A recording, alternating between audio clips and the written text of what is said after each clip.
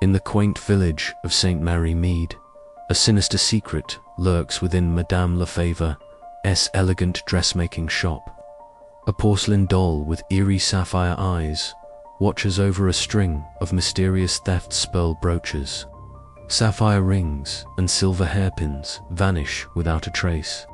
Whispers of strange noises and flickering lights haunt the shop, but Miss Jane Marple, with her keen mind and quiet resolve, unravels the truth. Is the doll cursed, or is it a cunning distraction for a desperate thief? In a web of debt, deceit, and hidden motives, one woman's midnight confession reveals all. Dive into the dressmaker's doll, where every stitch hides a secret. Chapter 1. The Curious Shop. The village of St. Mary Mead, with its tidy hedgerows and thatched roofs, lay bathed in the soft light of an autumn afternoon. At the heart of the high street, where the cobblestones curved past the post office and the Blue Boar Inn, stood Madame Lefebvre's dressmaking shop, its bow window agleam with bolts of silk and muslin. The shop was a beacon of elegance, drawing ladies from as far as Much Benham to commission gowns for balls and garden parties. Yet, of late, a shadow had fallen over its polished reputation. Whispers, soft as the rustle of taffeta, spoke of strange happenings, orders misplaced, scissors vanishing, and a porcelain doll in the window whose painted eyes seemed to hold secrets of their own. Miss Jane Marple, seated in the vicarage drawing-room, listened to these murmurs over a cup of Darjeeling. The vicar's wife, Mrs. Clement, was hosting her weekly tea, and the conversation had turned, as it often did, to village gossip. "It's that doll," declared Miss Hartnell, her voice sharp with conviction. "I saw it myself. Those eyes follow you as you pass. It's not natural." Mrs. Bantry, adjusting her hat, laughed lightly. "Oh, come now, it's just a pretty trinket. Madame Lefebvre says it's French, from her grandmother's time." But Miss Marple, her delicate hands busy with a skein of pale blue wool, noted the unease beneath the banter. Her clear eyes, framed by spectacles, missed little, and she had learned long ago that village rumours, like dropped stitches, often led to a larger unravelling. The talk might have drifted to other matters, Mrs. Price's new cook or the vicar's sermon, had not young Lucy Hale, a seamstress at the shop, arrived to deliver Mrs. Clement's altered shawl. Lucy, a slight girl with mousy hair and anxious eyes, lingered as the ladies complimented the shawl's fine stitching.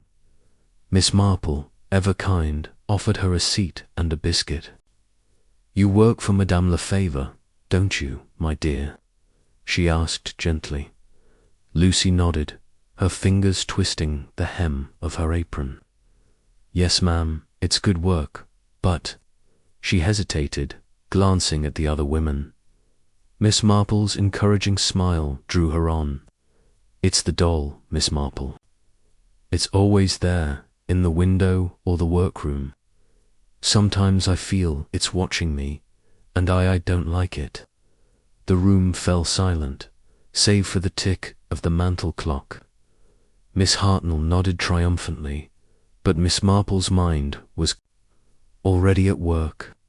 She recalled her niece's tales of a London shop where a mannequin's odd placement had masked a thief's doings. Could this doll, with its uncanny presence, serve a similar purpose? "Have there been other troubles at the shop, Lucy?" she asked, her tone mild as milk. Lucy bit her lip. "Things go missing, sometimes pins, a ribbon, nothing big, and the lights flicker, even on clear days. Madame says it's old wiring, but it feels wrong." Mrs. Bantry raised an eyebrow, but Miss Marple merely nodded, storing the details, like beads on a string. That evening, as she sat by her cottage fire, Miss Marple reflected on the shop. Madame Lefebvre, a French émigré, who had arrived in St. Mary Mead 5 years prior, was a woman of skill and charm, her accent lending an air of sophistication, yet her sharp manner suggested a mind not easily crossed. The doll, by all accounts, was an heirloom, but its effect on the shop's atmosphere intrigued Miss Marple. She thought of the village's past mistresses, missing brooch, a forged willand. How often the smallest oddity had pointed to the truth. "There is something amiss in that shop," she murmured, her knitting needles clicking in rhythm with her thoughts, "and I shall find out what." The next morning, Miss Marple donned her best tweed coat and set out for the high street. The air was crisp, carrying the scent of fallen leaves and chimney smoke. As she approached Madame Lefever's shop, the doll caught her eye. Its porcelain face framed by a lace bonnet, its rosebud lips curved in a faint smile. It sat on a velvet cushion, surrounded by swathes of emerald silk, and for a moment Miss Marple felt a prickle of unease. Shaking it off, she pushed open the door, the bell jingling brightly. Inside, the shop was a kaleidoscope of color crimson velvets, ivory laces, and peacock blue satins draped over mannequins. A young woman, Nellie Dean, was pinning a hem, her cheerful hum filling the air. Behind the counter, Madame Lefevre greeted Miss Marple with a practiced smile. "Good morning, Miss Marple," she said, her voice lilting with a trace of Paris. "Are you here for a new frock? I have a lovely merino, perfect for autumn." Miss Marple, feigning interest, allowed herself to be shown a bolt of soft grey fabric. As they spoke, her eyes roamed the shop, noting the doll's prominent place, the neat rows of thread spools, and Lucy's pale face as she emerged from the workroom. The girl dropped a needle, her hands trembling, and Madame Lefever's smile tightened. "Clumsy child," she murmured, then turned back to Miss Marple. "What do you think of the merino?" Miss Marple, her mind elsewhere, agreed to consider it. As she left, promising to return, she felt the doll's painted eyes on her back. There was work to be done, and Jane Marple was not one to leave a mystery unstitched. Chapter 2. The dolls gazed the bell above the door of Madame Lefever's dressmaking. Shop gave a sharp jingle as Miss Jane Marple stepped inside, her sensible shoes tapping lightly on the polished floorboards. The air was heavy with the scent of lavender, sachets, and the faint musk of new fabric, a perfume that spoke of elegance and care. Sunlight streamed through the bow window, casting dappled patterns across bolts of silk, chiffon, and fine wool, each arranged with an artist's precision. At the center of the display, on its velvet cushion, sat the porcelain doll, its delicate features framed by a lace bonnet, its glassy eyes fixed in an unblinking stare. Miss Marple, pausing to adjust her gloves, felt a curious sensation, as if the doll's gaze had briefly met her own. She dismissed the notion with a small shake of her head. Fancies, she thought, were for those with idle minds, but her curiosity, sharp as ever, was fully engaged. Madame Lefevre emerged from behind a curtain, her wiry frame clad in a tailored black dress that spoke of Parisian chic. Her dark eyes, quick and assessing, softened into a professional smile. "Miss Marple, how delightful to see you again so soon," she said, her accent lending a musical cadence to the words. "Have you decided on the merino, or perhaps something bolder, sapphire taffeta, for the Christmas fete?" Her hands, nimble from years of needlework, gestured toward a rack of shimmering fabrics. Miss Marple, her expression one of mild interest, allowed herself to be drawn toward the display. "I'm not quite settled on the merino," she said, her voice gentle but precise. "I thought I might look at your patterns today. One hears such praise for your work, Madame Lefevre." As she spoke, Her eyes roamed the shop, taking in every detail, the gleaming brass of the counter's edge, the neatly stacked boxes of buttons and lace, and the doll which seemed to preside over the room like a silent sentinel. Its porcelain face, with its rosebud lips and faintly arched brows, was exquisite, yet there was something in its stillness that unsettled her. She recalled Lucy Hale's words at the vicarage tits, always there watching, and wondered what role this curious object played in the shop's recent troubles. The workroom door creaked open, and Lucy herself appeared, carrying a tray of pins and thread. Her mousy hair was tucked beneath a plain cap, and her cheeks were pale, lending her an air of fragility.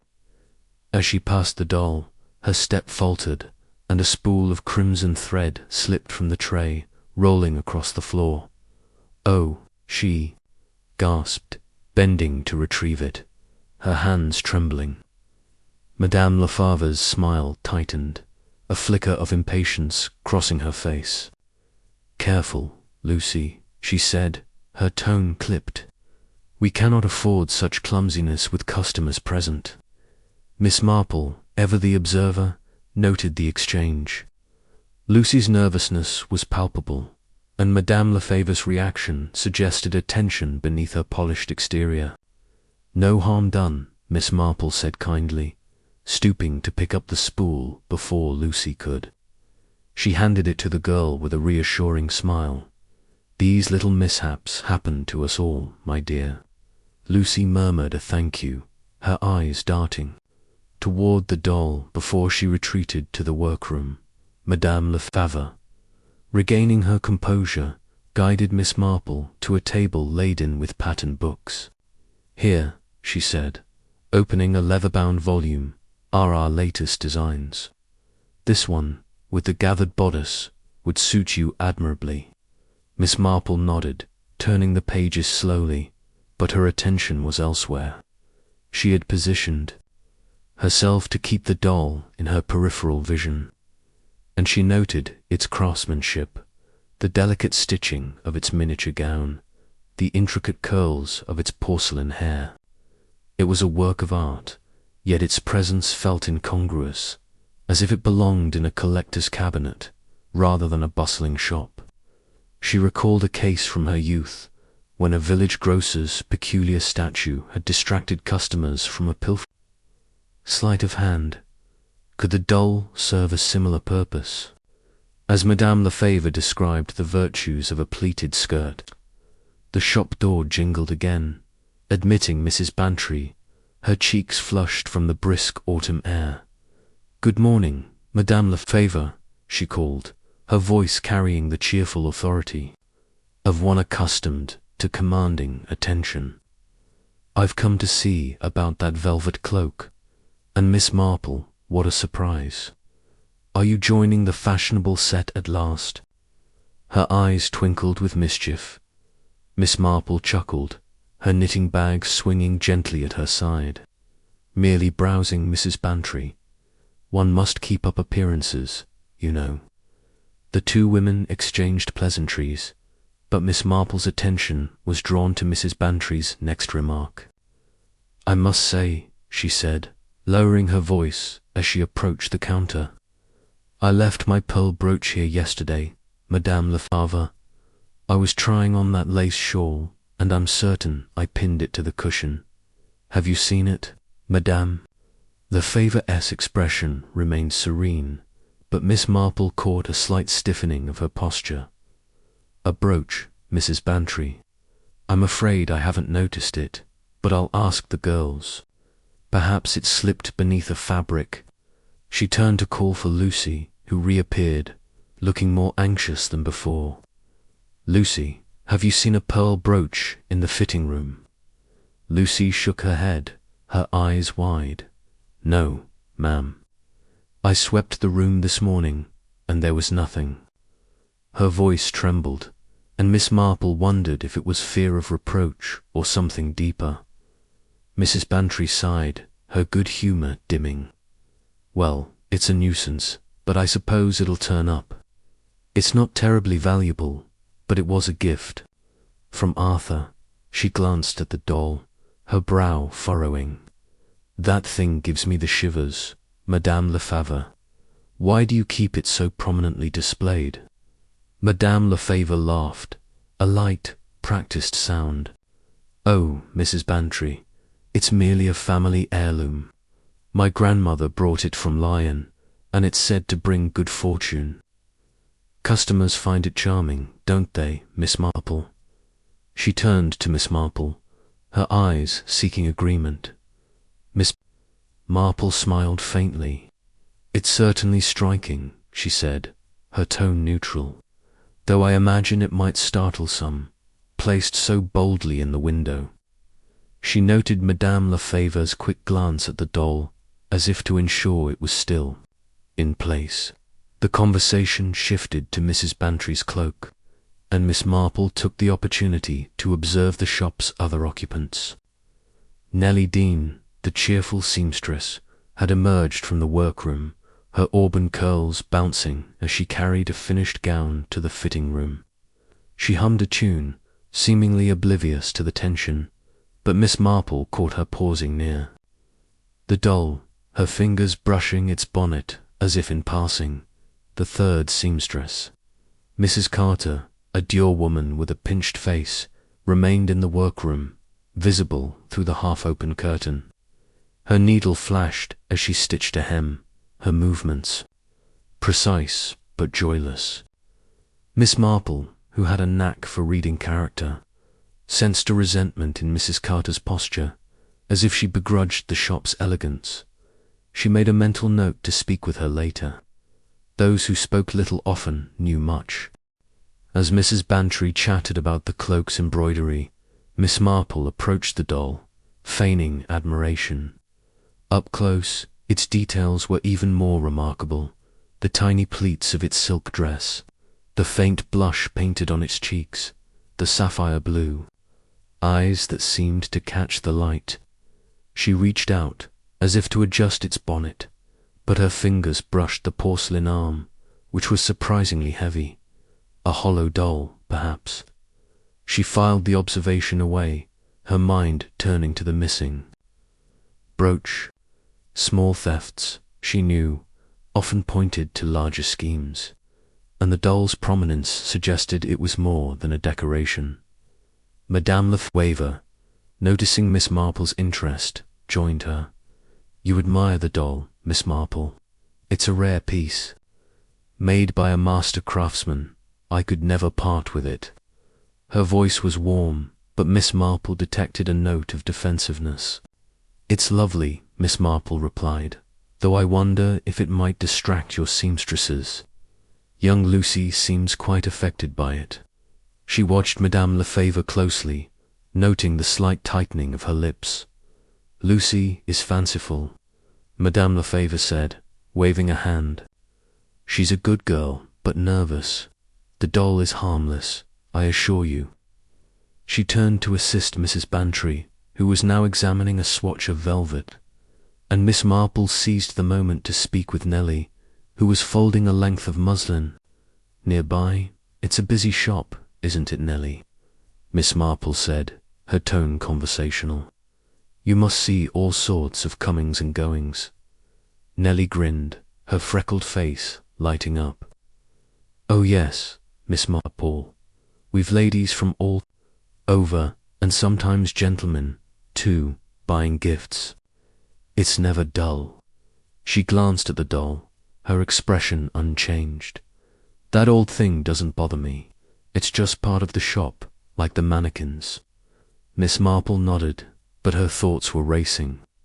Nellie's nonchalance contrasted sharply with Lucy's fear, suggesting either a difference in temperament or a deliberate dismissal. She recalled a case in St. Mary Mead, where a maid's indifference to a haunted clock had masked her role in a theft. Could Nellie be hiding something behind her sunny demeanour? The shop grew busier as the morning progressed.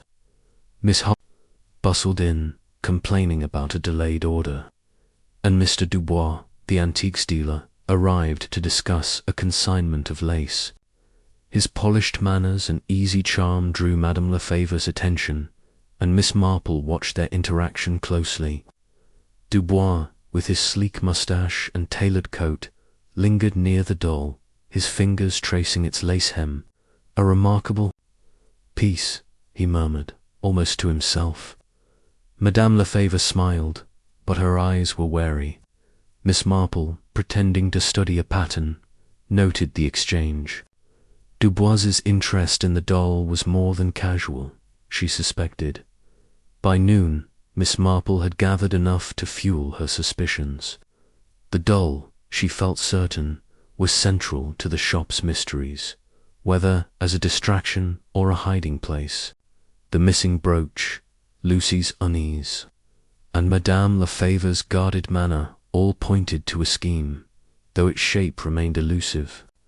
As she prepared to leave, promising to return for a fitting, she paused by the doll once more. Its eyes, catching a shaft of sunlight, seemed to gleam with a knowing air. "You're a clever one," Miss Marple murmured under her breath, "but I shall have your measure." Outside, the high street was alive with villagers. The baker's boy with his basket, the postman on his bicycle, and old Mrs. Price leaning on her stick. Miss Marple walked slowly, her mind sifting through the mornings. Observations? She thought of her friend Sir Henry Clithering, the former Scotland Yard Commissioner, who had once marvelled at her ability to see through village facades. "You see the world in a teacup, Jane," he had said, and indeed she did. The doll, she mused, was like a teacup's crack small, but a sign of deeper flaws. That evening, as she sat by her cottage fire, her knitting needles clicking in a steady rhythm, Miss Marple reviewed the day. The shop's troubles were no mere coincidence. They bore the mark of human intent. She thought of Madame Lefevre's quick eyes, Lucy's trembling hands, Nellie's bright smile, and Mrs. Carter's silent resentment, and Dubois' his interest. And the doll suggested a connection, perhaps to its value or its secrets. The brooch's disappearance was a thread, and she would follow it, as she always did, until the pattern emerged. She set her knitting aside and reached for her notebook, a small, leather-bound volume where she jotted her thoughts. "Dull, hollow," she wrote, followed by thefts, deliberate. "Distraction," she paused, then added, "Madame Lefevre, debts." Dubois, motive. Closing the book, she gazed into the fire, her mind as clear as the flames. Tomorrow, she would return to the shop, armed with questions, disguised as pleasantries. For now, she was content to let the mystery simmer, like a pot on a low flame, knowing that in time, the truth would rise to the surface. Chapter 3. Shadows in the workroom. The morning sun, filtered through a veil of mist, cast a soft glow over St. Mary Mead, its light barely warming the cobblestones of the high street. Miss Jane Marple, her tweed coat buttoned against the autumn chill, made her way toward Madame Lefevre's dressmaking shop, her mind as alert as a sparrow's. The rumours of odd happenings, misplaced orders, flickering lights, and the eerie porcelain doll had taken root in her thoughts, and Lucy Hale's nervous confession at the vicarage tea had only deepened her resolve. The shop, she felt certain, was a stage for something more than mere mishaps, and she intended to peer behind its velvet curtains. The bell jingled as she entered, greeted by the familiar scent of lavender and the rustle of fabric.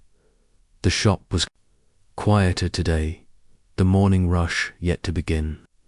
Madame Lefevre stood at the counter, her sharp eyes scanning a ledger, her pen scratching notes with brisk precision. The doll, no longer in the window, now sat on a high shelf overlooking the workroom entrance, its lace bonnet tilted at a jaunty angle. Its glassy stare seemed to command the room, and Miss Marple pausing to adjust her scarf, felt a prickle of curiosity. Why had it been moved? She filed the observation away, her expression one of mild interest. "Good morning, Miss Marple," Madame Lefevre called, her voice smooth as silk. "Back so soon? I've set aside that merino pattern for you." She gestured toward a table, where a sketch of a modest gown lay, its lines elegant yet understated. Miss Marple, playing the part of the indecisive customer, smiled and approached, her eyes roving the shop. "You're very kind," she said, "but I thought I might see the workroom today. One hears such praise for your seamstress's skill." Madame Lefevre hesitated, a flicker of surprise crossing her face, but she recovered quickly. "Of course," she said, leading Miss Marple toward the curtained doorway. "It's a busy place, mind you, but you're welcome to look." As they passed the doll, Miss Marple noted its new vantage point, high enough to oversee both shop and workroom. A sentinel, she thought, or perhaps a distraction. The workroom was a hive of activity, its air thick with the hum of sewing machines and the snip of scissors. 3 seamstresses bent over their tasks, their needles flashing in the light of a single, high window.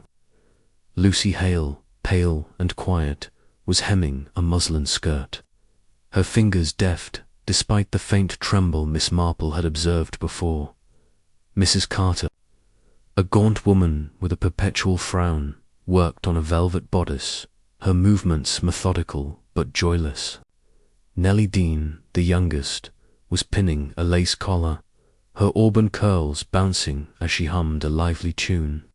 The contrast between them was striking. Lucy's anxiety, Mrs. Carter's dewness, Nellie's cheer. Miss Marple, who had a knack for reading the undercurrents of human nature, sensed a delicate balance, as if each woman played a role in an unspoken drama. Madame Lefevre introduced Miss Marple with a flourish. "Ladies, Miss Marple wishes to see your fine work. Do carry on." She lingered by the door, her eyes darting between her staff and the visitor. Miss Marple, feigning admiration, moved among the tables, pausing to examine a row of pearl buttons, or the delicate stitches of a sleeve. "Such craftsmanship," she murmured, her tone warm but her mind elsewhere. She positioned herself near Lucy, noting the girl's quick glances toward the doll. Now perched above them like a porcelain judge, Lucy. "My dear," Miss Marple said softly, "you've a steady hand for such fine work. Do you enjoy it here?" Lucy flushed, her needle pausing. "It's good work, ma'am," she said, her voice barely above a whisper. "Only, it's been strange lately." She glanced at Madame Lefevre, who was now speaking with Nellie, and lowered her voice further. "The dollet's worse in here. I feel it watching, especially when I'm alone." Miss Marple nodded, her expression one of gentle concern. "It's an unusual piece," she said, "but surely it's harmless." Lucy shook her head, her eyes wide. "I don't know, ma'am. Yesterday I was locking up, and I swear it moved. Just a little, like its head turned." Her words tumbled out, and Miss Marple, recalling similar tales of haunted objects in her village's history, suspected exaggeration born of fear. Yet fear, she knew, often pointed to truth. Before she could probe further, a sharp crash echoed from the storeroom, a narrow space at the workroom's far end. The seamstresses froze, their needles stilled. Madame Lefevre spun toward the sound, her composure slipping. "What was that?" she demanded, striding toward the storeroom door. Nellie, quick on her feet, followed, her face a mask of curiosity. Miss Marple, moving with surprising agility for her age, joined them, her curiosity outweighing decorum. The storeroom was a cramped, shadowy space, its shelves lined with bolts of fabric, boxes of trims, and spools of thread. A heavy bolt of sapphire silk lay on the floor, its wooden rod askew, as if it had been knocked from its place. Madame Lefever's lips tightened. "Clumsy hands," she muttered, though no one had been near. Nellie, bending to lift the bolt, exchanged a glance with her employer, a fleeting look, but Miss Marple caught it, her mind noting the silent communication. "It must have been loose," Nellie said brightly, heaving the bolt back onto its shelf. "These old racks, you know." Miss Marple, peering into the storeroom's dim corners, saw nothing amiss, yet the incident intrigued her. Bolts of fabric did not fall without cause, and the timing moments after Lucy's confession felt significant. She recalled a case in St. Mary Mead where a haunted bookshelf had concealed a smuggler's cache. Could the storeroom hold similar secrets? She made a mental note to investigate further, perhaps with Lucy's help. Back in the workroom, the seamstresses resumed their tasks, though the air felt charged, like the calm before a storm. Mrs. Carter, who had not moved during the commotion, muttered under her breath, "Foolish nonsense." Her voice, low and bitter, carried a weight of resentment. Miss Marple, approaching her table, admired the velvet bodice. "Such precise work, Mrs. Carter," she said. "You must take great pride in it." Mrs. Carter's eyes, small and hard, met hers. "It's work," she said flatly. "Pays the bills." Her tone suggested no love for the shop or its elegance, and Miss Marple wondered what grievances lay beneath her dour exterior. A discontented employee, she knew, could be a key to unlocking a mystery or a source of trouble. Madame Lefever, sensing the need to restore order, clapped her hands. "Enough dawdling, ladies. Mrs. Bantry will be here soon for her fitting." She turned to Miss Marple, her smile returning. "Would you like to see the fitting room, Miss Marple? It's where the magic happens." Miss Marple agreed, following her to a small, mirrored alcove draped in soft muslin. The fitting room was a haven of calm, its walls adorned with sketches of gowns and a single, elegant mannequin. Yet Miss Marple's attention was drawn to a faint scuff mark on the floor, near the base of a heavy curtain. It suggested frequent movement, perhaps to conceal something behind the fabric. She filed the detail away, her mind turning to the missing pearl brooch Mrs. Bantry had mentioned. As they returned to the shop, the door jingled, admitting Mr. Dubois, the antiques dealer. His tailored coat and polished shoes spoke of prosperity, and his smile was as smooth as his manners. "Madame Lefever," he said, bowing slightly, "I've come to see that lace consignment, and perhaps to admire your charming doll again." His eyes flicked to the shelf, where the doll sat, its sapphire gaze unmoving. Madame Lefever's expression tightened, though she greeted him warmly. "Mr. Dubois, always a pleasure." "The lace is in the storeroom, Nellie. Fetch it, please." Nellie darted off, and Miss Marple, pretending to study a display of ribbons, observed the exchange. Dubois's interest in the doll was unmistakable. He approached it, his fingers brushing its porcelain hand. "A masterpiece," he murmured. "You know, madame, I could find a buyer for this. It's worth more than you might think." His tone was casual, but Miss Marple caught a glint of calculation in his eyes. Madame Lefever laughed, a touch too brightly. "Oh, it's not for sale, Mr. Dubois. It's family, you understand." Miss Marple, her mind racing, recalled Dubois's frequent visits and his expertise in rare porcelain. Was he merely an admirer? Or did he know something about the doll's value or its secrets? She thought of the hollow doll in a London case, used to smuggle jewels. Could this doll conceal the missing brooch, or something more? The morning wore on, with customers drifting in and out. Miss Hartnell arrived, still grumbling about her delayed order, and Mrs. Bantry swept in for her fitting, her good humour restored. "No sign of that brooch, I suppose?" she asked Madame Lefebvre, who shook her head regretfully. "I'm afraid not, Mrs. Bantry. We've searched everywhere." Miss Marple, lingering by the counter, noted Lucy's anxious glance at the doll, as if it held the answer. As noon approached, Miss Marple prepared to leave, promising to return for a fitting. She paused by the workroom entrance, where the doll's shadow fell across the floor. Its presence, she felt, was no accident. It was a piece in a larger puzzle, its eerie reputation a shield for something or someone. She thought of her friend Dolly Bantry's tales of village intrigues, where the smallest oddity, a misplaced key, a strange glance, had unravelled a crime. The doll, she mused, was such an oddity. Outside, the mist had lifted, and the high street buzzed with life.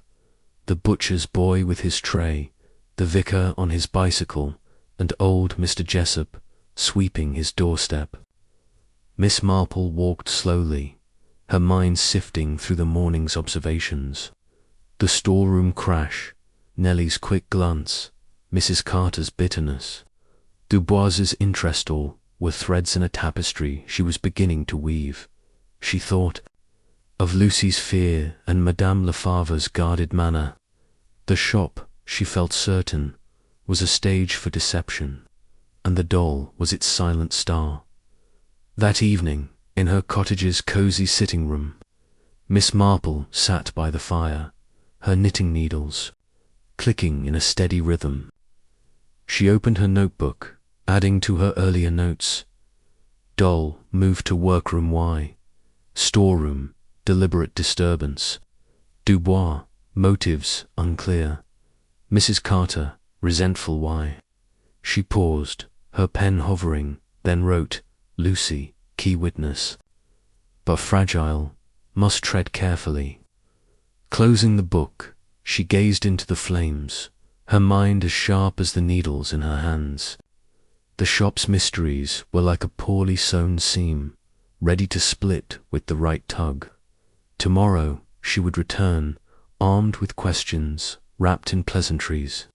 For now, she let the puzzle simmer, knowing that in St. Mary Mead, as in life, the truth had a way of stitching itself together. Chapter 4. The Thief's Trail. The autumn air held a crisp edge as Miss Jane Marple made her way along the high street of St. Mary Mead, her sensible shoes tapping a steady rhythm on the cobblestones. The village was stirring with the bakers, cart rattling past and the postman whistling a tune. But Miss Marple's thoughts were fixed on Madame Lefebvre's dressmaking shop. The peculiar incidents, flickering lights, misplaced items, and the unsettling porcelain doll had woven a web of suspicion in her mind, and Lucy Hale's whispered fears had only tightened the threads. The missing pearl brooch, mentioned by Mrs. Bantry, was a fresh clue, and Miss Marple, with her knack for seeing through village facades, sensed it was no isolated loss. The shop's bell jingled as she entered, greeted by the familiar scent of lavender and the soft glow of sunlight on polished wood. The doll, now a fixture on its workroom shelf, seemed to watch her arrival, its sapphire eyes catching the light. Madame Lefebvre, pinning a muslin gown on a mannequin, looked up with a practiced smile. "Miss Marple, how punctual you are," she said, her French accent lending a melodic lilt, ready to discuss that fitting. Her hands moved with the precision of a conductor, but Miss Marple noted a faint tension in her posture, as if she were bracing for scrutiny. "I thought I might finalize the merino gown," Miss Marple replied, her tone mild. "But first, I'd love to hear more about your charming shop. It's quite the hub of activity. She settled into a chair near the counter, her knitting bag at her side, and let her eyes roam. The shop was tidy, its displays of silk and lace. Immaculate, yet the atmosphere felt charged, like a room awaiting a storm. Nellie Dean, humming softly, was arranging a tray of buttons, while Lucy Hale, pale as ever, emerged from the workroom with a bundle of thread. Mrs. Carter, the door seamstress, remained out of sight, her presence marked only by the faint hum of a sewing machine, as Madame Lefevre described the gown's details. The door jingled, and Inspector Craddock strode in, his uniform crisp and his expression purposeful. Miss Marple, who knew the young inspector from past village mysteries, greeted him with a nod. "Good morning, Inspector," she said. "Business at the shop, I presume?" Craddock, a man of quiet competence, returned her nod. "Morning, Miss Marple. Madame Lefevre, I'm afraid it's about Mrs. Bantry's brooch. She's reported it officially, and I need to ask a few questions." His tone was polite but firm, and Miss Marple noted the sudden stillness in the room. Lucy froze, a spool slipping from her fingers, while Nellie's hum ceased abruptly. Madame Lefevre's smile faltered, though she recovered swiftly. "A brooch," she said, as if the matter were trivial. "We've looked everywhere, Inspector, but of course we'll assist however we can." She gestured for Craddock to follow her to the fitting room, where the brooch had last been seen. Miss Marple, feigning interest in a lace sample, positioned herself to overhear. Craddock questioned Madame Lefevre about the shop's routines, the seamstress's access, and any visitors on the day of the loss. Her answers were smooth, too smooth, Miss Marple thought, like a hem stitched to hide a flaw. When Craddock emerged, he called for Lucy, who approached with the reluctance of a child summoned to the headmaster. "Miss Hale," he said gently, "you were in the fitting room that day. Did you notice anything unusual?" Lucy's eyes darted to the doll, then back to Craddock. "No, sir," she whispered. "I swept the room after Mrs. Bantry left, and there was nothing." Her voice trembled, and Miss Marple, watching closely, saw her fingers twist the edge of her apron. Fear, she thought, or guilt. Lucy was no thief, but she knew something. Craddock questioned Nellie next, who answered with her usual cheer. "I was in the workroom all afternoon, Inspector. Didn't see a thing." Her smile was bright, but Miss Marple caught a flicker of calculation in her eyes, as if she were measuring her words.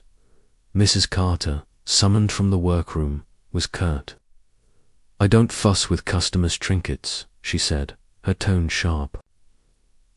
So, that's all." Craddock, noting their responses, thanked them and left, promising to return if new leads emerged. Miss Marple, however, was not so easily satisfied. That afternoon, she invited Lucy for tea at her cottage, a cosy haven of chintz and polished oak. Over scones and Darjeeling, Miss Marple drew the girl out with her gentle questions.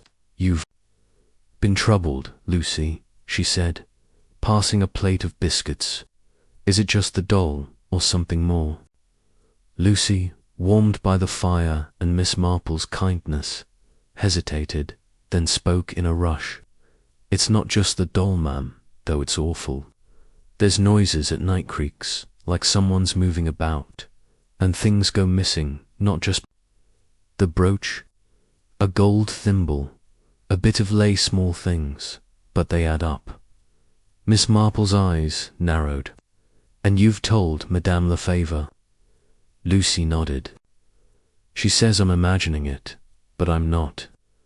Last week, I saw her looking at the doll, late, when she thought I'd gone. She was, touching it, like she was checking something." Her voice dropped to a whisper. "I think it knows what's happening. Miss Marple, accustomed to village superstitions, dismissed the notion of a sentient doll, but seized on Lucy's observation. A doll as a hiding place was not new to her. She recalled a case in London where a hollow figurine had concealed stolen coins. "You've been very brave, Lucy," she said. "Would you do me a favor? Could you borrow the shop's ledger for a day? I'd like to see the inventory." Lucy, eager to help, agreed, her trust in Miss Marple outweighing her fear. The next morning, Lucy slipped a ledger to Miss Marple during a quiet moment at the shop. Back at her cottage, Miss Marple pored over the pages, her spectacles glinting in the lamplight. The records were meticulous, detailing fabrics, trims, and customer orders, but small discrepancies caught her eye. A dozen pearl buttons listed as damaged had no corresponding loss reported. A length of Brussels lace, marked as sold, had no buyer noted, and the gold thimble Lucy mentioned was absent entirely, as if it had never existed. Miss Marple's lips pursed. "Someone is clever," she murmured, "and careful." She recalled her friend Sir Henry Clithering's maxim: thefts, however small, often masked larger schemes. The brooch, she suspected, was part of a pattern, its loss reported only because Mrs. Bantry was too prominent to ignore. The other items, buttons, lace, the thimble, had vanished quietly, suggesting a thief who knew the shop's workings. But why use the doll as a focal point? Its eerie reputation, Miss Marple thought, was a perfect distraction, drawing eyes to its glassy stare while nimble hands worked unseen, determined to test her theory. Miss Marple returned to the shop, this time under the guise of choosing buttons for her gown. The morning was busy, with customers drifting in and out. Mrs. Bantry arrived, her mood buoyant despite her loss, and Miss Hartnell followed, still fretting over her delayed order. Mr. Dubois, the antiques dealer, appeared as well, his polished charm undimmed. "Madame Lefavre," he said, inspecting a bolt of damask, "your taste is impeccable, and that doll's still a treasure." His fingers lingered near it, and Miss Marple, browsing nearby, noted Madame Lefavre's quick glance, a mix of wariness and irritation. As the day progressed, Miss Marple observed the shop's visitors, her mind cataloguing their habits. Mrs. Bantry, careless with her possessions, often left items behind a glove, a scarf making her an easy mark. Miss Hartnell, fussy and distracted, rarely noticed details. Her complaints focused on delays rather than losses. Dubois, however, was different. His visits were frequent, his interest in the doll almost proprietary. Miss Marple, chatting with him over a display of ribbons, probed gently. "You deal in porcelain, Mr. Dubois?" she asked, her tone innocent. "Among other things," he replied, his smile suave. "That doll is a rare piece, early 19th century, French. It could fetch a tidy sum at auction." His eyes gleamed, and Miss Marple wondered if his interest was purely commercial or if he suspected the doll's role in the thefts. She thought of the ledger's discrepancies, small, valuable items, is highly concealed. Could Dubois be involved, or was he a red herring, too obvious to be the culprit? The shop's routine offered further clues. Nellie, ever cheerful, moved freely between workroom and shop, her quick hands handling fabrics and trims.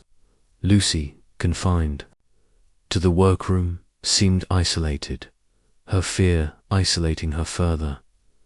Mrs. Carter, rarely seen in the shop, worked in solitude, her resentment a quiet undercurrent. Madame Lefavre, overseeing all, was the linchpin, her sharp eyes missing little or so it seemed. Miss Marple, watching her direct a customer to the fitting room, noted a moment of distraction, as if her mind were elsewhere. That evening, Miss Marple invited Mrs. Bantry for tea, hoping to glean more about the brooch. Over cucumber sandwiches, Mrs. Bantry recounted the day of its loss. "I was trying on that shawl," she said, "and I pinned the brooch to the cushion, as I always do. I'm sure I left it there." She sighed. "Arthur says I'm careless, and perhaps I am, but it's odd, isn't it? With all this talk of the doll and strange noises." Miss Marple nodded, her mind turning to the fitting room's scuff mark. "Did anyone else enter while you were there?" she asked. Mrs. Bantry frowned. "Only Lucy, to adjust the pins, and Nellie, bringing a swatch." "Oh, and Mr. Dubois was in the shop. He popped in to speak with Madame Lefebvre." Miss Marple's interest sharpened. Dubois again. His presence at key moments was no coincidence, she felt. As the week progressed, Miss Marple continued her visits, each one a chance to gather threads. She watched Nellie's quick movements, Lucy's anxious glances, and Mrs. Carter's silent toil. Madame Lefebvre, ever gracious, seemed to sense her scrutiny, her smiles growing tighter. Dubois's visits grew more frequent, his comments about the doll more pointed. "You should have it appraised," he told Madame Lefebvre one morning, his tone light but insistent. Her reply was curt. "It's not for sale, Mr. Dubois." By Friday, Miss Marple's notebook was filled with observations. Thefts, small, unreported items, doll, distraction or hiding place. Dubois, too interested. Madame Lefebvre, tense, hiding what? Nellie, too cheerful. Lucy, key, but fragile. Mrs. Carter, motive unknown. She closed the book, her mind as clear as the firelight. The shop was a puzzle, its pieces scattered but forming a picture. The doll, she felt certain, was the key, its reputation a smokescreen for theft. But whose hands were at work? Madame Lefebvre's, Dubois's, or one of the seamstresses? As she prepared for bed, Miss Marple thought of her old friend Dolly Bantry's love of mysteries. "You see the world in a pinprick, Jane," Dolly had once said. And so she did. The brooch, the ledger, the doll's new perchal were pinpricks, pointing to a truth she would soon uncover. Tomorrow she would press further, perhaps with Lucy's help. For now, she'll let the mystery rest, like a seam awaiting its final stitch. Chapter 5. A pattern emerges. The morning mist clung to St. Mary Mead like a gossamer shawl, softening the outlines of its thatched cottages and cobblestone paths. Miss Jane Marple, her tweed coat buttoned against the damp, walked briskly toward Madame Lefebvre's dressmaking shop, her mind as sharp as the autumn air. The shop's mysteries, the missing pearl brooch, the ledger's discrepancies, and the porcelain doll's uncanny presence had woven a tapestry of suspicion, and Miss Marple, with her knack for unpicking human motives, was determined to trace its threads. The doll, she felt certain, was more than a decoration. It was a pivot around which the shop's troubles turned, and today she would watch its players closely. The shop's bell gave its familiar jingle as she entered, greeted by the scent of lavender and the soft rustle of fabric. The workroom shelf, where the doll now presided, was visible through the open curtain, its sapphire eyes glinting in the morning light. Madame Lefebvre, adjusting a mannequin's silk gown, looked up with a smile that seemed to Miss Marple a shade too practiced. "Miss Marple, always a pleasure," she said, her French accent as smooth as ever. "Have you settled on those buttons for the merino?" Her hands moved with deft precision, but her eyes held a flicker of watchfulness. "I'm still considering," Miss Marple replied, her tone mild as milk. "But I thought I might spend some time here today, observing the bustle. Your shop is such a lively place." She settled into a chair near the counter, her knitting bag at her side, and let her gaze wander. The shop was a stage, its actors moving in a carefully choreographed dance, Lucy hale and nervous, threading a needle in the workroom. Nellie Dean, her auburn curls bouncing as she arranged a display of lace, and Mrs. Carter, barely visible, her dual presence marked by the steady whir of her sewing machine. The doll, perched above them, seemed to oversee the scene, its porcelain stillness a silent challenge. Miss Marple's strategy was simple: to watch and listen, letting the shop's rhythms reveal its secrets. She had learned from the ledger, borrowed by Lucy, that small, valuable items, pearl buttons, a gold thimble, a length of lace, had vanished without record, suggesting a thief with intimate knowledge of the shop's workings. The pearl brooch, reported by Mrs. Bantry, was merely the most visible loss, its prominence forcing attention. The doll, with its eerie reputation, was a perfect distraction, drawing eyes while nimble hands worked unseen. But whose hands? Madame Lefevere's, with her guarded manner, Mr. Dubois, the antiques dealer, with his persistent interest, or one of the seamstresses, each with her own secrets. The morning brought a steady stream of customers, offering Miss Marple ample opportunity. To observe, Mrs. Bantry swept in, her cheerful voice filling the shop as she discussed a new velvet cloak. "I've quite given up on that brooch," she told Madame Lefevre, her tone resigned but good-humoured.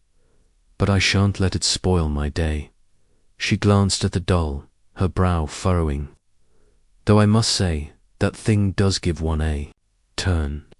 Miss Marple, pretending to examine a swatch of muslin, noted Madame Lefevre's quick smile, as if to dismiss the comment, and Nellie's fleeting glance at the doll, her expression unreadable. Miss Hartnell arrived next, her fussy demeanour unchanged. "My orders still delayed, Madame Lefevre," she complained, adjusting her hat. "I expected better from a shop of your reputation." Madame Lefevre soothed her with promises of swift delivery, but Miss Marple caught a flicker of irritation in her eyes. Miss Hartnell, distracted by her grievances, was unlikely to notice small losses, making her an ideal target for a thief. Miss Marple made a mental note. The thief, whoever they were, chose their marks with care. Mr. Dubois's arrival, just before noon, sharpened Miss Marple's focus. His tailored coat and polished manners lent him an air of effortless charm, but his eyes, as they lingered on the doll, held a calculating gleam. "Madame Lefevre," he said, inspecting a roll of damask, "your taste remains impeccable, and that doll's still the star of the show." He moved closer to the workroom entrance, his fingers brushing the doll's laced hem. "You know, I've a client in London who'd pay handsomely for such a piece. Early 19th century French, isn't it?" His tone was light, but Miss Marple sensed an undercurrent of insistence. Madame Lefevre's smile tightened. "As I've said, Mr. Dubois, it's a family heirloom, not for sale." Her voice was polite but firm, and she turned to assist another customer, leaving Dubois to linger by the doll. Miss Marple, browsing a tray of buttons nearby, engaged him in conversation. "You have a keen eye for antiques, Mr. Dubois," she said, her tone innocent. "Is porcelain your specialty?" "Among other things," he replied, his smile suave. "I deal in rare objects, porcelain, silver, the occasional jewel. That doll is a gem, Miss Marple. Its craftsmanship is exquisite, and its value considerable." He paused, as if weighing his words. Madame Lefebvre is wise to keep it, though I wonder if she knows its true worth. His eyes met hers, and Miss Marple felt a prickle of suspicion. Was he probing or merely boasting? She recalled the ledger's missing items, small, valuable, easily concealed. Could Dubois be involved, using his visits to scout or collect? As the day wore on, Miss Marple shifted her attention to the seamstresses. Nellie, ever cheerful, moved between shop and workroom, her quick hands handling fabrics and trims with ease. Her nonchalance about the doll contrasted sharply with Lucy's fear, suggesting either genuine indifference or a calculated facade. Miss Marple, recalling a village maid who had masked her thefts with a sunny demeanor, watched Nellie closely. During a quiet moment, she approached her, admiring a lace collar Nellie was pinning. "You've a gift for this work, Nellie," she said. "Do you find the shop's atmosphere congenial?" Nellie grinned, her freckled face lighting up. "Oh, it's grand, Miss Marple. Always something: new gowns, customers, gossip. The doll doesn't bother me. It's just a bit of old china." Her tone was breezy, but Miss Marple caught a slight hesitation, as if she were choosing her words. "You must see everything from your spot here," Miss Marple pressed gently. "Any odd comings and goings?" Nellie shrugged. "Just the usual: Mrs. Bantry forgetting her gloves, Miss Hartnell fussing. Nothing out of the ordinary." Her smile was bright, but Miss Marple sensed a barrier, like a seam stitched too tightly. Lucy, by contrast, was an open book, her anxiety plain in her trembling hands and furtive glances. Miss Marple, catching her alone in the workroom, offered a kind word. "You're doing splendidly, Lucy," she said, inspecting a hem, "but you seem troubled. Is there anything you'd like to share?" Lucy bit her lip, her eyes darting to the doll. "It's silly, ma'am, but I can't shake the feeling it's watching. And there's more missing things. A sapphire ring, Mrs. Bantry's, from yesterday. She left it in the fitting room, and now it's gone." Her voice dropped to a whisper. "I told Madame, but she says it'll turn up." Miss Marple's heart quickened. Another theft, and so soon after the brooch. She recalled Mrs. Bantry's carelessness, leaving items in the fitting room, and the scuff mark near the curtain. "Was anyone else in the fitting room?" she asked. Lucy frowned. "Just me, pinning the cloak, and Nellie bringing a swatch. Mr. Dubois was in the shop, talking to Madame." Miss Marple nodded, her mind noting the overlap. Dubois again. Present at the moment of loss. She thanked Lucy, urging her to stay vigilant, and returned to the shop, her thoughts racing. The sapphire ring's disappearance confirmed her suspicions. The thefts were deliberate, targeting small, valuable items that could be hidden or sold discreetly. The doll's role, she felt, was to distract, its eerie reputation keeping customers, and staff focused on its presence rather than the thief's actions. But the thief's identity remained elusive. Madame Lefebvre, with her sharp eyes and tense manner, knew more than she let on. But was she the culprit or a protector of someone else? Dubois, with his expertise and persistence, was a strong candidate, yet his openness made him almost too obvious. The seamstresses, too, warranted scrutiny. Nellie's cheer, Lucy's fear, Mrs. Carter's resentment, all could mask a motive. To test her theory, Miss Marple devised a small experiment. She approached Madame Lefebvre, holding a modest silver locket from her bag. "I've been meaning to have this repaired," she said, displaying the locket's broken clasp. "Could I leave it here for a day or two?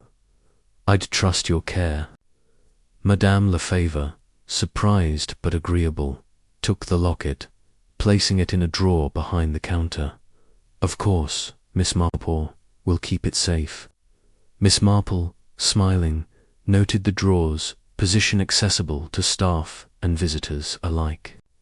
If the locket vanished, it would narrow the field. That afternoon, Miss Marple lingered in the shop, watching the comings and goings. Dubois returned, ostensibly to discuss a consignment of velvet, but his eyes strayed to the doll, and he lingered near the counter, chatting with Nellie. Miss Marple, browsing a pattern book, saw him glance at the drawer where the locket lay. Nellie, meanwhile, moved to the workroom, her hands brushing the doll's shelf as she passed. Lucy, tasked with sweeping the fitting room, avoided the doll's gaze, her broom trembling. Mrs. Carter, emerging briefly to deliver a finished gown, cast a sour look at the bustle, her silence speaking volumes. By evening, Miss Marple's observations had formed a clearer picture. The thefts coincided with Dubois's visits, suggesting either his involvement or a thief using his presence as cover. The doll's new position in the workroom, overlooking the staff, implied a shift in strategy, perhaps to monitor the seamstresses or to hide something in plain sight. Madame Lefevere's tension, Nellie's guarded cheer, and Lucy's fear all pointed to a web of secrets, with the doll at its center at home. Miss Marple sat by her fire, her knitting needles clicking in rhythm with her thoughts. She opened her notebook, adding to her notes: ring, stolen, same pattern, Dubois, present, again culprit or decoy. Locket, test in progress, doll, central, but how? Madame Lefevre knows more. Nellie, hiding something. Lucy, honest but scared. Mrs. Carter, motive unclear. She paused, then wrote, fitting room. Key location, check curtain. Closing the book, she gazed into the flames, her mind as clear as the firelight. The shop was a puzzle, its pieces falling into place. She thought of her friend, Sir Henry Clithering, who had once marvelled at her ability to see through village intrigues. "You find the truth in a glance, Jane," he had said, and so she did. The doll, the thefts, the ledger roll were clues, like stitches in a seam, leading to a revelation. Tomorrow she would check the locket and press Lucy for more. For now, she let the mystery simmer, knowing that in St. Mary Mead, the truth always found its way to the surface. Chapter 6. The Seamstress's Secret. The dawn broke over St. Mary Mead with a pale, hesitant light, as if reluctant to disturb the villagers' slumber. Miss Jane Marple, rising early, stood at her cottage window, her eyes tracing the mist that curled around the hedgerows. Her mind, however, was far from the tranquil scene. It was fixed on Madame Lefevere's dressmaking shop, where a series of thefts, Mrs. Bantry's pearl brooch, a sapphire ring, and sundry small items had cast a shadow over its elegant facade. The porcelain doll, with its sapphire eyes and eerie reputation, was the linchpin of the mystery, and Miss Marple, with her quiet knack for unravelling human secrets, was determined to probe its role. The silver locket she had left in the shop as a test weighed heavily on her thoughts. Its fate, she felt, would illuminate the thief's methods. After a light breakfast of toast and tea, Miss Marple donned her tweed coat and set out for the high street, her knitting bag swinging gently at her side. The village was stirring. The milkman's cart rattled past, and old Mrs. Jessup swept her doorstep with a vigour that belied her years. The shop's bow window came into view, its display of silks and satins gleaming in the morning light. But the doll was absent from its usual perch. Miss Marple's pulse quickened. Had it been moved again, or was its absence a sign of deeper doings? The bell jingled as she entered, greeted by the familiar scent of lavender and the soft hum of activity. Madame Lefebvre, arranging a tray of ribbons, looked up with her customary smile, though Miss Marple noted a faint strain in her eyes. "Miss Marple, good morning," she said, her French accent as melodic as ever. "Come to check on your locket. Or is it the merino gown today?" Her hands moved with practiced grace, but there was a watchfulness in her posture, as if she anticipated questions. "I thought I'd inquire about the locket," Miss Marple replied, her tone mild, "and perhaps see how your seamstresses are faring. Such skilled hands deserve appreciation." She settled into a chair near the counter, her eyes scanning the shop. The doll, she noted, had been relocated to a corner of the workroom, half hidden behind a bolt of muslin, its lace bonnet casting a soft shadow. The change intrigued her. It suggested either a desire to downplay its presence or a need to keep it close but out of sight. The workroom curtain parted, revealing Lucy Hale, her mousy hair tucked beneath a cap, her hands clutching a bundle of thread. Her eyes, wide with anxiety, darted to the doll before settling on Miss Marple. Nellie Dean followed, her auburn curls bouncing as she carried a finished gown to the fitting room, her cheerful hum filling the air. Mrs. Carter, the Dior seamstress, remained out of sight, her presence marked by the steady whir of her sewing machine. Miss Marple, ever observant, sensed the delicate balance among them. Lucy's fear, Nellie's brightness, Mrs. Carter's resentment. Each, she felt, held a piece of the puzzle. Madame Lefebvre retrieved the locket from the counter drawer, presenting it with a flourish. "Safe and sound, Miss Marple," she said. "We've had no more mishaps." Her smile was reassuring, but Miss Marple, inspecting the locket, noted its clasp was undisturbed. The thief, it seemed, had not taken the bait, suggesting either caution or a shift in strategy. She thanked Madame Lefebvre, slipping the locket into her bag, and turned her attention to the seamstresses, determined to probe deeper. Nellie, with her lively demeanor, seemed the most approachable, and Miss Marple saw an opportunity to draw her out. She invited the girl for tea at her cottage that afternoon, framing it as a chance to discuss village life. Nellie, flattered by the attention, agreed readily, and at 3 o'clock, she arrived at Miss Marple's cozy sitting room, her freckled face bright with curiosity. Over scones and Darjeeling, Miss Marple steered the conversation to the shop, her questions as gentle as the clink of teacups. "You seem so at home in the shop, Nellie," she said, passing a plate of biscuits. "It must be a pleasure to work among such beautiful things." Nellie nodded, her smile wide. "Oh, it is, Miss Marple. The gowns, the lacets, like living in a fairy tale. And the customers, always coming and going, keep it lively." Her enthusiasm was infectious, but Miss Marple, with her knack for reading silences, sensed a careful edge to her words. "And the staff?"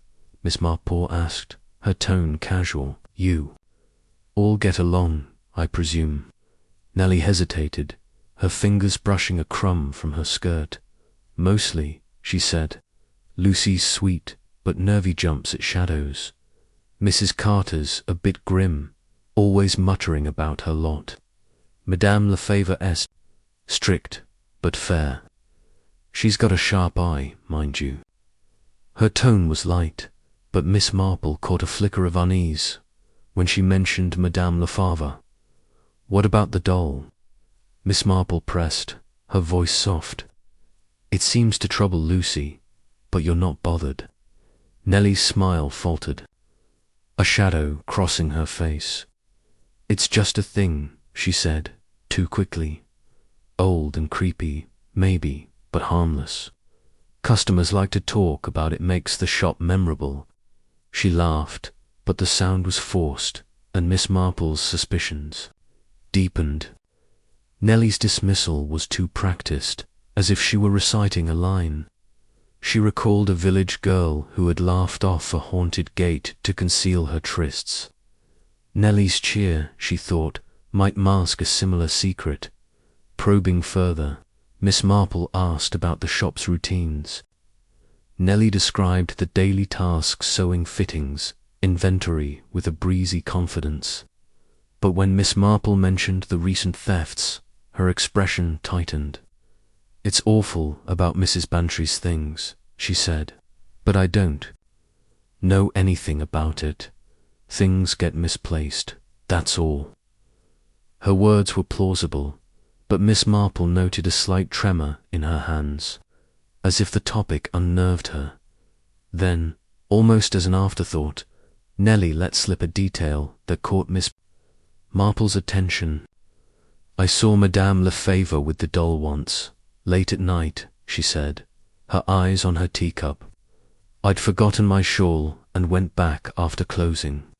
She was in the workroom, holding it, like she was inspecting it. Odd, but she's fond of it, I suppose." She shrugged, but Miss Marple's mind seized on the image. Madame Lefevre, alone with the doll, in the quiet of the shop. Was she checking a hiding place, or merely admiring her heirloom? Thanking Nellie for her company, Miss Marple saw her out, her thoughts racing. The doll, she felt certain, was a repository for the stolen goods, its hollow interior a perfect cache. She recalled a case in St. Mary Mead where a hollow statue had concealed smuggled gems, its haunted reputation a shield against scrutiny. Madame Lefevre's nocturnal handling of the doll suggested she was either the thief or complicit in the scheme. But why steal such small items? Debts, perhaps, or a need to fund a private venture. Miss Marple made a mental note to investigate Madame Lefevre's finances, perhaps through village gossip or Lucy's observations. The next day, Miss Marple returned to the shop, her pretext a discussion of the merino gown's hem. The morning was busy, with customers crowding the counter, Mrs. Bantry ordering a new shawl, Miss Hartnell still grumbling about delays, and a new face, Mrs. Langley, a wealthy widow from Much Benham, commissioning a ball gown. Miss Marple, lingering by a display of trims, watched their interactions, noting how each distracted the staff. Mrs. Bantry's chatter kept Madame Lefevre occupied, while Miss Hartnell's complaints drew Nellie's attention. Mrs. Langley, fussing over silk samples, left her purse unattended on the counter. A temptation for a thief. Mr. Dubois arrived mid-morning, his polished charm Madame Lefevre, he said, inspecting a bolt of velvet, "Your stock is a credit to the village, and the doll still guarding your treasures." His eyes flicked to the workroom corner, where the doll sat, half obscured. Madame Lefevre's reply was curt. "It guards nothing, Mr. Dubois, just a keepsake." Her tone suggested irritation, and Miss Marple wondered if Dubois's persistence was wearing thin. She approached him, feigning interest in his trade. "You must see many fine pieces, Mr. Dubois," she said. "Ever come across a doll like this one?" He smiled, his mustache twitching. "Not quite, Miss Marple. It's unique French early 19th century, likely a bespoke piece. Its value lies in its rarity." His words were measured, but Miss Marple sensed an undercurrent of eagerness, as if he knew more than he let on. She thanked him, her mind turning to his frequent visits. Was he scouting the doll for a buyer, or did he suspect its secret? As the day progressed, Miss Marple focused on the seamstresses, each a potential key. Lucy, tasked with fetching a swatch, brushed past the doll, her face palling. Miss Marple, catching her eye, offered a reassuring nod, but Lucy's fear was palpable. Nellie, meanwhile, moved with her usual ease, her hands quick and sure. But Miss Marple noted her occasional glances at Madame Lefebvre, as if seeking approval. Mrs. Carter, emerging to deliver a finished sleeve, cast a sour look at the doll, muttering, "Wretched thing."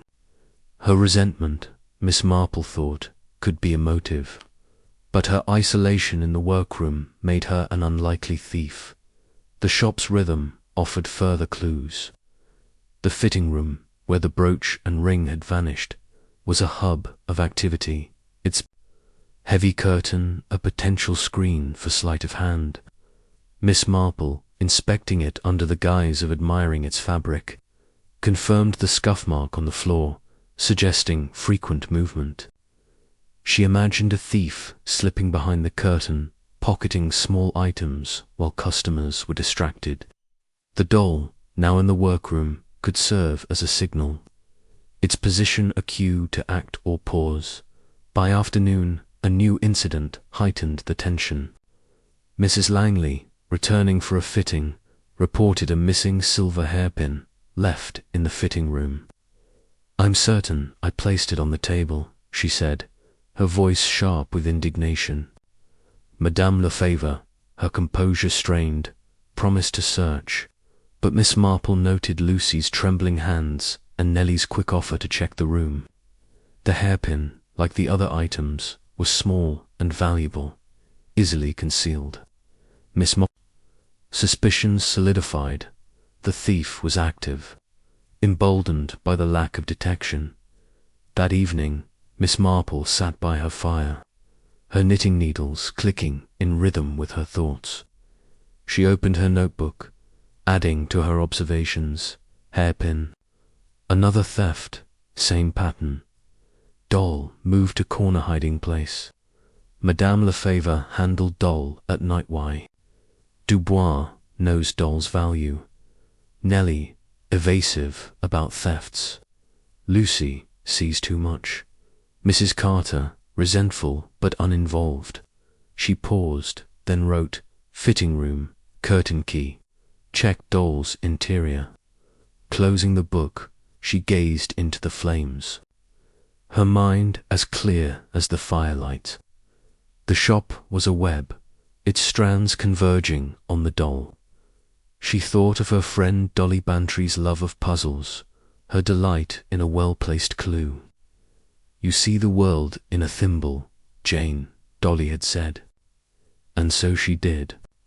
The doll, the thefts, Nellie's, Slipall, were thimbles, holding the truth in their tiny frames. Tomorrow, she would devise a plan to inspect the doll, perhaps with Lucy's help. For now, she let the mystery rest, like a gown awaiting its final fitting. Chapter 7. A Midnight Vigil.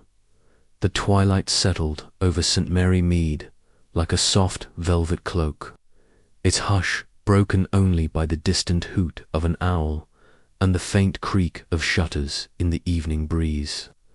Miss Jane Marple, seated by her cottage fire, turned the pages of her notebook, her spectacles glinting in the lamplight. The mysteries of Madame Lefebvre's dressmaking shop, the stolen pearl brooch, sapphire ring, silver hairpin, and sundry small items had woven a complex pattern in her mind, with the porcelain doll at its heart. Nellie Dean's revelation about Madame Lefebvre handling the doll late at night had sharpened her suspicions. The doll, she felt certain, was a hiding place, its eerie reputation a shield for a thief's cunning. The silver locket, left as a test, had remained untouched, suggesting the thief was cautious or distracted. But Miss Marple was determined to uncover the truth. Tonight she would take a bolder step. Her plan was simple yet daring: a midnight vigil in the shop, with Lucy Hale's help, to catch the thief in the act or confirm the doll's role. Lucy, fragile but trustworthy, had agreed to assist her. Fear of the doll outweighed by her faith in Miss Marple's quiet authority. As the village clock struck 10, Miss Marple slipped on her dark coat, tucked her knitting bag under her arm, and met Lucy at the edge of the high street, where the lamplight cast long shadows. Lucy, bundled in a shawl, clutched a spare key to the shop, her face pale but resolute. "I'm ready, ma'am," she whispered, her voice trembling. Miss Marple, with a reassuring pat on the arm, led the way, her step as steady as her resolve. The shop loomed dark and silent, its bow window a blank eye in the moonlight. Lucy unlocked the side door, its hinges creaking faintly, and they slipped into the storeroom, a cramped space of shelves and shadows. Miss Marple, her eyes adjusting to the dimness, guided Lucy to a corner behind a stack of fabric bolts, where they could watch the workroom through a crack in the door. The doll sat on its shelf, its porcelain face ghostly in the moonlight, its lace bonnet casting delicate patterns on the wall. Miss Marple's heart quickened. The scene was set, and she felt the thrill of a hunter nearing her quarry. They settled in, the storeroom's chill seeping through their coats. Miss Marple, accustomed to patience, whispered encouragement to Lucy, whose nervous breaths were soft but audible. "We'll be quite safe, my dear," she said, her voice a murmur. "Just watch and listen." Lucy nodded, her eyes fixed on the doll, as if expecting it to move. Miss Marple, too, kept the doll in view, her mind sifting through the clues. The ledger's discrepancies, Dubois's persistent interest, Nellie's guarded cheer, Mrs. Carter's resentment, and Madame Lefebvre's nocturnal inspection. The doll, she felt, was the key, its hollow interior, a likely cache for the stolen goods. But who was the thief, and what drove them? The hours crept by, marked by the distant chime of the village clock. Miss Marple's knees ached, and Lucy's head drooped, but her resolve held firm. She thought of her friend, Sir Henry Clethering, who had once praised her tenacity in a smuggling case. "You wait like a cat at a mouse hole, Jane," he had said, and tonight she was precisely that. The shop was still, its silence broken only by the occasional creak of settling wood, until, at the stroke of midnight, a faint sound stirred the air, a soft click, like a key in a lock.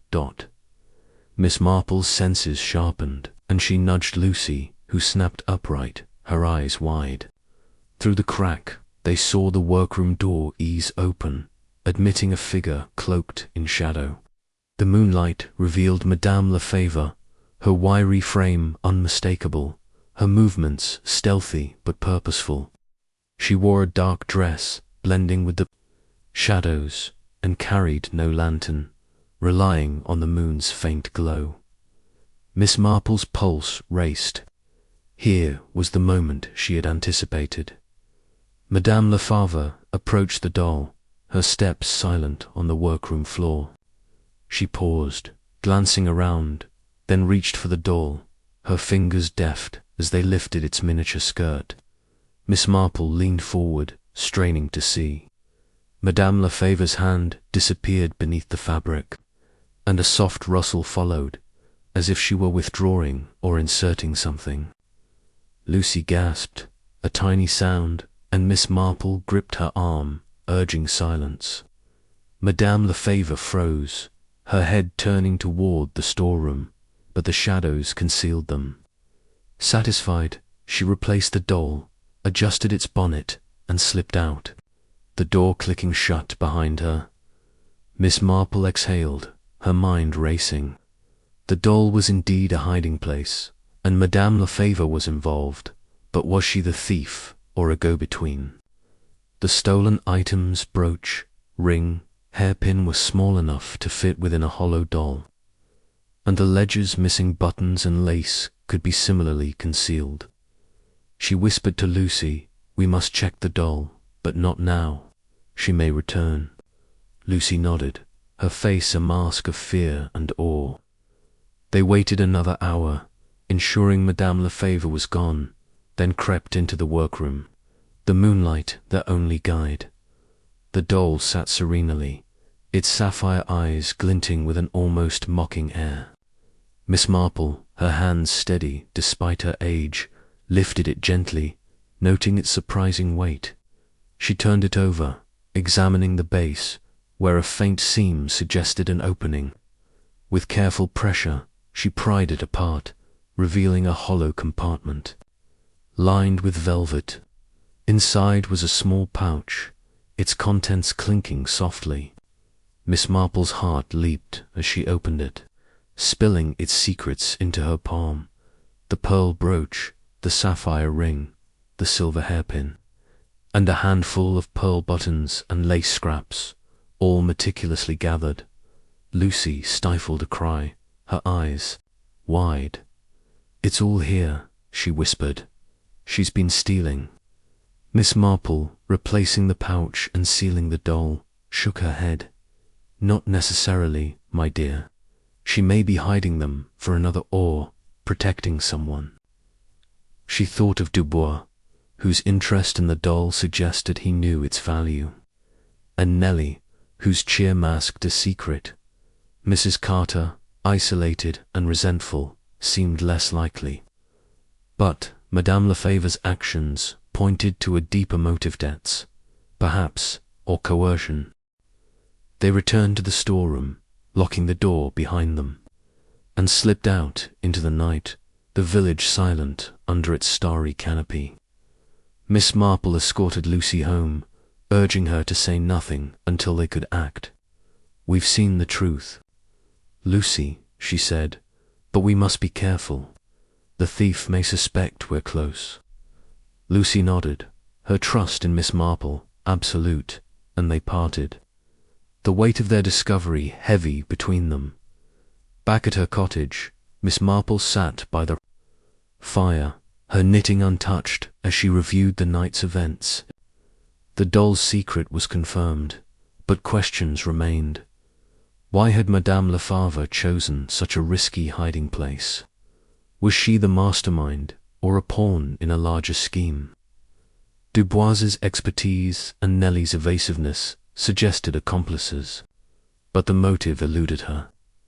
She opened her notebook, adding to her observations: "Doll hollow, contains stolen goods. Madame Lefebvre, handles at night thief or intermediary. Dubois, likely knows doll's role. Nellie, possible accomplice. Lucy, witness, must protect. Mrs. Carter, uninvolved." She paused, then wrote: "Motive, debts, blackmail, check Madame's past." The next morning, Miss Marple returned to the shop, her pretext a final fitting for the merino gown. The atmosphere was tense, as if Madame Lefebvre sensed a shift. The doll was back on its shelf, its position unchanged, but Miss Marple's knowledge of its contents lent the scene a new clarity. She watched Madame Lefebvre closely, noting her distracted air as she pinned the gown. Nellie, humming as she sorted trims, seemed oblivious, but Miss Marple caught her glancing at Madame Lefebvre, a silent question in her eyes. Lucy, tasked with fetching a swatch, avoided the doll, her hands trembling.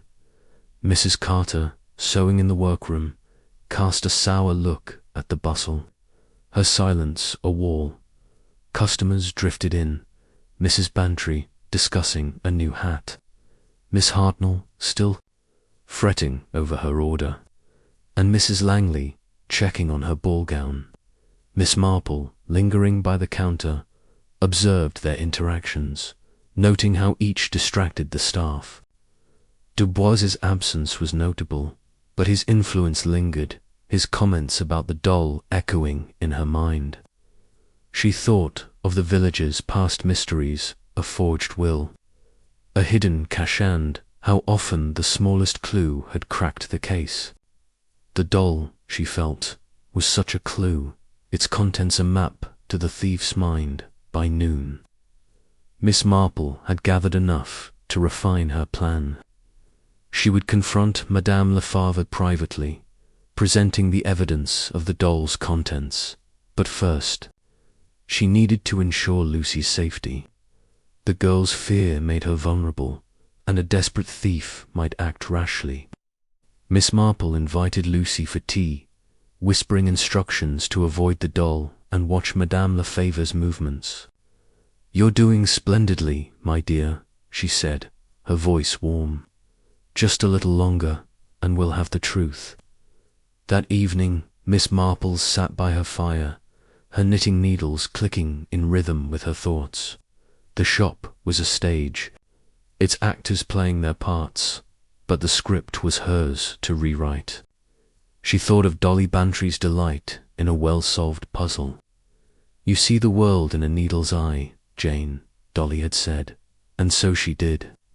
The doll, the pouch, Madame Lefebvre's midnight visitor were needles, threading the truth through the fabric of deceit. Tomorrow she would act with the precision of a seamstress cutting a pattern. For now, she let the mystery rest, like a gown awaiting its final stitch. Chapter 8. The Unravelling Thread. The morning sun broke through the mist over St. Mary Mead, casting a golden glow on the village's thatched roofs and cobblestone paths. Miss Jane Marple, her tweed coat buttoned against the autumn chill, sat at her breakfast table, her mind as sharp as the butter knife in her hand. The events of the midnight vigil at Madame Lefebvre's dressmaking shop, the discovery of the stolen goods hidden within the porcelain doll, had confirmed her suspicions. The pearl brooch, sapphire ring, silver hairpin, and sundry small items were all there, tucked in a velvet pouch, proof of a thief's cunning. Madame Lefebvre's nocturnal handling of the doll marked her as a central figure, but whether she was the mastermind or a reluctant accomplice remained unclear. Today, Miss Marple would confront her, armed with evidence and the quiet authority that had unravelled many a village mystery. She sipped her tea, reviewing her plan. A private confrontation, away from the shop's bustle, would be best. Madame Lefebvre, cornered gently, might reveal the truth. Miss Marple had no desire to humiliate her. Her aim was justice. Not scandal, but the stolen goods must be returned, and the thief's motives exposed. She thought of Lucy Hale's trembling courage, Nellie Dean's guarded cheer, Mrs. Carter's dour silence, and Mr. Dubois's persistent interest in the doll. Each played a role in the shop's drama, but Madame Lefebvre was the linchpin, her sharp eyes and tense manner betraying a secret she could no longer conceal. After breakfast, Miss Marple set out for the high street, her knitting bag swinging at her side. The village was alive with its usual hum, the baker's boy whistling as he delivered loaves, the postman cycling past with a nod, and old Mr. Jessup polishing his shop's brass sign. The dressmaking shop's bow window gleamed, its display of silks and satins a beacon of elegance, but Miss Marple's thoughts were on the doll, now back on its workroom shelf, its sapphire eyes guarding a secret she had uncovered. The bell jingled as she entered, greeted by the familiar scent of lavender and the soft rustle of fabric. Madame Lefebvre, pinning a velvet cloak on a mannequin, looked up with her practiced smile, though Miss Marple noted a faint shadow of fatigue in her eyes. "Miss Marple, good morning," she said, her French accent smooth but strained. "The merino gown is nearly ready for your fitting." Her hands moved with their usual precision, but there was a hesitancy in her manner, as if she sensed the net closing. "I'll look forward to the fitting," Miss Marple replied, her tone mild. "But I wondered if we might have a word in private, Madame Lefebvre. A small matter, but important." She smiled, her eyes gentle but unwavering, and Madame Lefebvre's composure flickered, a crack in her polished facade. Of course, she said, after a pause. Let us step into the fitting room. She led the way, her steps measured, and Miss Marple followed, her heart steady despite the gravity of the moment. The fitting room, with its mirrored walls and soft muslin drapes, was a haven of calm, its heavy curtain drawn to ensure privacy. Madame Lefebvre closed the door, her expression wary. "What is this matter, Miss Marple?" she asked, her voice low. Miss Marple, settling into a chair, opened her knitting bag and withdrew the velvet pouch, its contents clinking softly. She placed it on the table, her movements deliberate, and watched Madame Lefebvre's face. "I found this," Miss Marple said, her voice gentle but firm, inside the doll. The pearl brooch, the sapphire ring, the silver hairpin, and other items reported missing. "I believe you know how they came to be there." She paused, letting the words settle, and saw the color drain from Madame Lefebvre's cheeks. The dressmaker's hands clenched, her eyes darting to the pouch, and for a moment Miss Marple thought she might deny it.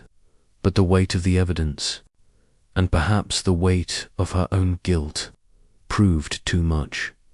Madame Lefebvre sank into a chair, her composure crumbling like a poorly sewn seam. "How did you know?" she whispered, her accent thickening with emotion. Miss Marple, her expression kind but unyielding, leaned forward. "I've seen many such schemes, Madame Lefebvre. The doll was a clever hiding place, its reputation a shield. But you were seen handling it at night, and the pattern of thefts was clear. I'd like to hear your story. There's more to this than greed, I think." The dressmaker's shoulders slumped, and she covered her face with her hands. When she spoke, her voice was raw, stripped of its usual polish. "It was me," she said. "I took the items, the brooch, the ring, all of it. But not for myself. Not at first. I was desperate." She looked up, her eyes pleading for understanding, and Miss Marple, with her deep well of compassion, listened without judgment. Madame Lefebvre's story unfolded haltingly, a tale of ambition and ruin. 5 years ago, she had arrived in St. Mary Mead, her skills as a dressmaker earning her a clientele among the county's elite. But her dreams of expanding the shop, of opening a second in London, had led to a risky venture partnership with a supplier who promised rare fabrics but delivered debts. "I borrowed heavily," she said, "from a man in Bristol, a hard man. When the venture failed, I owed more than I could pay. He threatened to ruin me, to take the shop. I had no choice." Miss Marple nodded, her mind recalling similar tales of debt-driven desperation in the village's history. "And the thefts?" she prompted gently. Madame Lefebvre sighed, her fingers twisting a stray thread. "Small things at first, buttons, lace items I could sell quietly through a contact in London. No one noticed. Then Mrs. Bantry's brooch. The ring, it was reckless, but I was drowning. The doll was perfect. Its hollow base held everything, and the talk of it being haunted kept people from looking too closely." Miss Marple's eyes narrowed. "You spread those rumors, didn't you, to make the doll a distraction?" Madame Lefebvre nodded, a bitter smile touching her lips. "It was easy. A word here, a hint there. Lucy's nerves did the rest. I never meant to frighten her, but I had to protect myself." She paused, her gaze distant. "I thought I could pay the debt and stop, but it grew harder to hide." "And Mr. Dubois?" Miss Marple asked, her tone sharp. "He was keen on the doll, did he know?" Madame Lefebvre shook her head vehemently. "No, he suspected nothing. He's an antiques dealer, always sniffing out value. He offered to buy the doll, said it was worth a fortune, but I couldn't sell it not with the goods inside. His interest worried me, made me move it to the workroom. I feared he'd guess. Miss Marple leaned back, her mind sifting the confession. Dubois, it seemed, was a bystander, his expertise a coincidence that had unnerved the thief. Nellie's guarded cheer and Mrs. Carter's resentment, too, appeared unrelated, their roles limited to the shop's daily grind. Lucy, poor Lucy, had been a witness, her fear a byproduct of Madame Lefebvre's scheme. The dressmaker's motive and desperation was clear, but Miss Marple sought one final piece. "Your contact in London," she said. "Who is he?" Madame Lefebvre hesitated, then named a dealer in Covent Garden, a man known for fencing. Small valuables. Miss Marple made a mental note to pass this to Inspector Craddock. The dealer's arrest could close the net. "You've been honest," she said, her voice soft. "That counts for something. But the goods must be returned, and you must tell the inspector. I'll speak for you, if you wish, but the truth must come out." Madame Lefebvre nodded, tears brimming in her eyes. "I know," she whispered. "I've been a fool, but I'll face it. Thank you, Miss Marple, for not judging." Miss Marple patted her hand, her compassion tempered by resolve. "We all falter, my dear. It's what we do after that matters." The confrontation over, Miss Marple left the fitting room, promising to return after Madame Lefebvre had composed herself. The shop was busy, with Nellie assisting a customer and Lucy sweeping the workroom, her eyes still wary of the doll. Miss Marple, pausing by the counter, glanced at the doll, its porcelain face now stripped of menace. It was merely an object, its secrets laid bare, and she felt a quiet satisfaction at having pierced its mystery. That afternoon, Miss Marple visited Inspector Craddock at the constable's office, a small room cluttered with files and teacups.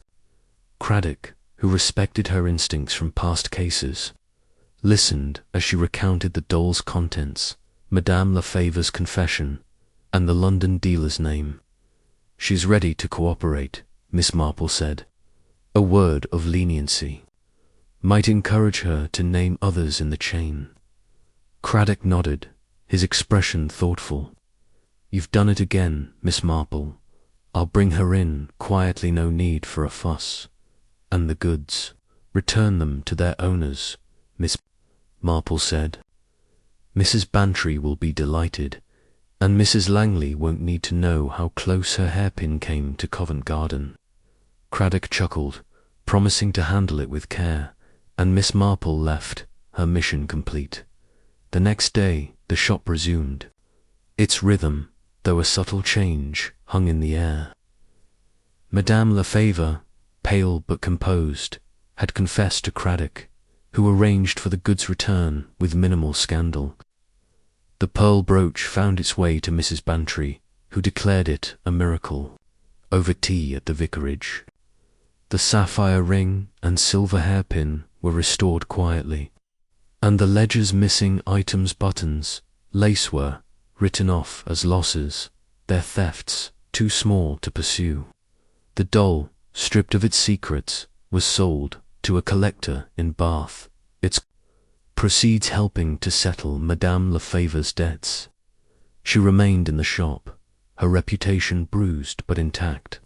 Her gratitude to Miss Marple, unspoken but profound. Miss Marple, back in her cottage, sat by the fire, her knitting needles clicking in a steady rhythm. The village buzzed with whispers of the shop's troubles, but she let them pass, content in her quiet victory. She thought of her friend Dolly Bantry, who loved a tale of intrigue. "You see the world in a stitch, Jane," Dolly had said, and so she did. The doll, the pouch, Madame Lefebvre's tears, all were stitches, weaving a truth that had restored the village's peace. She opened her notebook adding a final entry. Case closed. Madame Lefava, debt-driven, now repentant, dull, hollow, no longer a threat. Dubois, Nellie, Mrs. Carter, uninvolved. Lucy, brave, deserves praise. Closing the book, she gazed into the flames, her mind already turning to the next puzzle. For in St. Mary Mead, as in life, there was always another thread to unravel,